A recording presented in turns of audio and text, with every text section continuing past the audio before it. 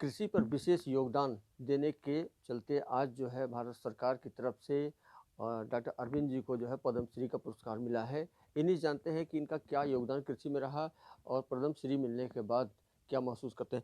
Sir, पहले तो आपको बहुत बहुत बधाई इस चीज़ को बहुत बहुत पद्मश्री में, धन्यवाद। और दूसरा ये कि किस तरह का योगदान रहा जिसकी वजह से आज आप पद्मश्री मिला है। जी, सबसे पहले तो मैं भारत सरकार का आभार व्यक्त करना चाहता हूँ कि उन्होंने मुझे इस सम्मान के योग्य समझा। और विशेष रूप से कृषि के क्षेत्र में मैं लगभग 48 वर्षों से जुड़ा हुआ हूँ।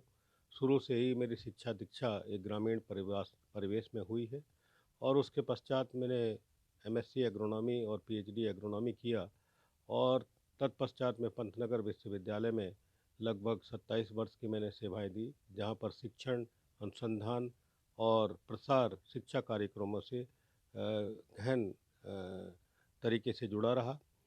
इसके बाद मैंने निदेशक राष्ट्रीय सरसों अनुसंधान निदेशालय भरतपुर में लगभग 8 वर्षों तक योगदान दिया, जिसके दौरान कई उन्नत किस्में विकसित की गईं। विशेष रूप से 53 किस्में राई सरसों की उन्नत किस्में विकसित की गईं, बीज उत्पादन को बहुत बढ़ोतरी दिया, किसानों की ट्रेनिंग की गई, फ्रंट लाइन डेमोस्ट्रेशंस की गए, जिसका एक कारण है कि आज हमारे देश में सरसों का उत्पादन 1 टन से बढ़कर 1.5 टन, 1.5 गुना हो गया है।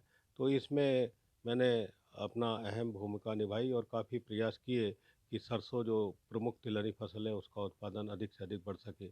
इसके पश्चात उप महानिदेशक शिक्षा के पद पर रहते हुए आईसीएआर नई दिल्ली में भी मैंने पॉलिसी बनाने में, विशेष रूप से policy on higher agriculture education और policy for establishing central agriculture university, experiential learning unit establish करने में, जिससे कि हमारे विद्यार्थियों को स्किल डेवलपमेंट हो सके और वो एक जॉब प्रोवाइडर बन सकें, न कि जॉब सीकर।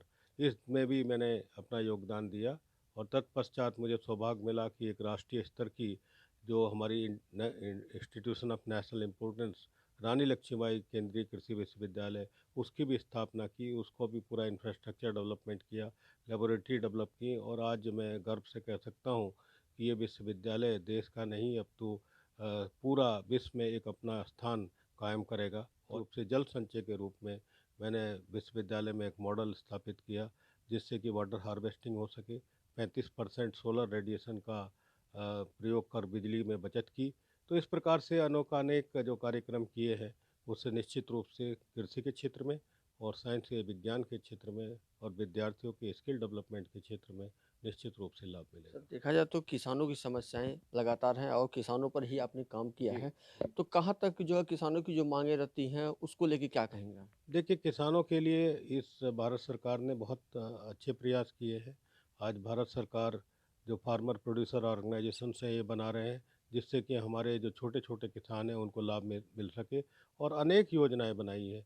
1 लाख करोड़ से ज़्यादा का एग्री इंफ्रास्ट्रक्चर फंड बनाया और इस फंड के साथ ही साथ जो और प्रोग्राम जैसे बी कीपिंग पर है, मशरूम पर है, सेरीकल्चर पर है, बहुत सारे ऐसे प्रोग्राम्स हैं जिनका इस समय सारा मैं नहीं बता सकता, लेकिन निश्चित रूप से बहुत सारे जो योजनाएँ बनाए गए हैं, उसका कृषकों को सीधा लाभ मिल रहा है। प्रोफेसर की हैसियत से एक आम किसान को और आम नागरिक को किस तरह का संदेश देना चाहेंगे आप? मैं केवल यही संदेश देना चाहता हूँ कि जो हमारे किसान भाई हैं, वो एक बहुत अच्छा कार्य कर रहे हैं। हमारे सभी जनसंख्या को अन्न खिलाने के लिए निश्चित रूप से वो अन्नदाता हैं, स्वागत के योग्य हैं। और जो हमारे यूथ हैं, वो कृषि के क्षेत्र से अभी जुड़ रहे हैं और अधिक जो स्किल डेवलपमेंट करके स्टार्टअप के माध्यम से अपने को स्थापित करें और नई-नई विधाएँ जो जैसे कि हम मेक इन इंडिया की बात करते हैं, आज हम गौरव फ़ील करते हैं, महसूस करते हैं कि आज हमारे यूथ्स जो भारत एक युवाओं का देश है, बहुत अच्छा कार्य कर रहे हैं और कृषि में बहुत अधिक संभावनाएँ हैं और निश्चित रूप से आने वाले समय में कृषि ही एक ऐसा व्यवसाय है, जिससे कि हमारे देश की इकोनॉमी को, अर्थव्यवस्था को एक बल मिलेगा। आपने प्रोफेसर अरविंद जी को सुना कि किस तरह से कृषि पे इन्होंने काम किया और उसे लेकर आज इन्हें पद्मश्री मिला है, जिसे किस तरह से इन्होंने उसको कृषि में अपना योगदान दिया है, इसको भी आपने सुना। आने वाले समय में इस तरह के और वैज्ञानिक किस तरह का योगदान देते हैं, ये आने वाला वक्त बताएगा। संजीव उपाध्याय, ईटीवी भारत, नोएडा।